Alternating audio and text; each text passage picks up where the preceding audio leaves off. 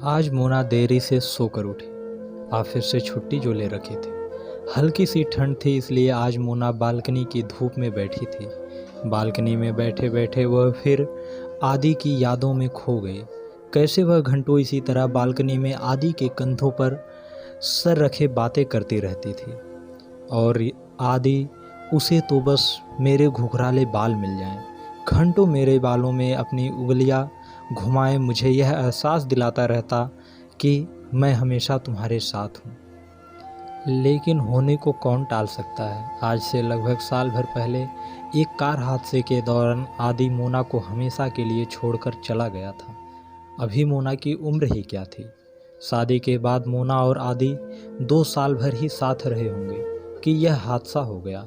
घर वाले मोना पर रोज अपनी नई जिंदगी शुरू करने का दबाव बनाते, कहते अभी तुम्हारी उम्र ही क्या है, तुम अब भी एक नई जिंदगी की शुरुआत कर सकती हो।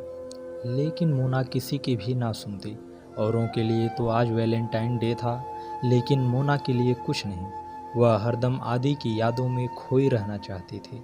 हालांकि पिछले कुछ महीनों से उसके साथ उसके ऑफिस में काम करने वाला राज उसमें दिलचस्पी ले रहा था, लेकिन मोना के कठोर रवैये के कारण आज तक मोना से कुछ कहने की हिम्मत नहीं जुटा पाया।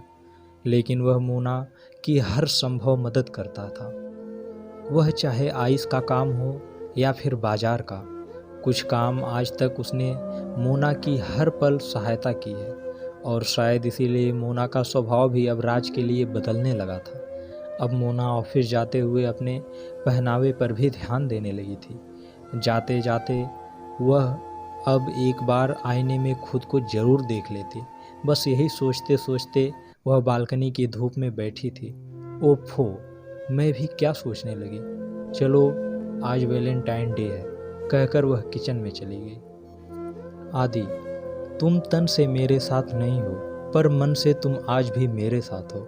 तुम्हारी यादें आज भी मुझे जिंदा रखे हैं।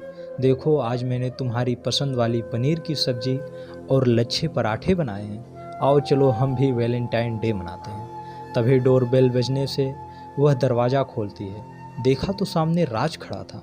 राज को इस समय घर पर देखकर उसे थोड़ा आश्चर्य तो हुआ, लेकिन फिर मन ही मन सोचने लगी कि कहीं ना कहीं आज मन में राज के आने की आस तो थी। अगले ही पल बिना कुछ कहे राज ने अचानक गुलाब का फूल देते हुए अपने प्यार का इजहार कर ही दिया। मोना ने मुड़कर आदि की तस्वीर की ओर देखा, मानो आदि की तस्वीर ही इस पवित्र प्रेम को अपनी स्वीकृति दे रही हो, और मोना ने मुस्कुराते हुए फूल ले लिया।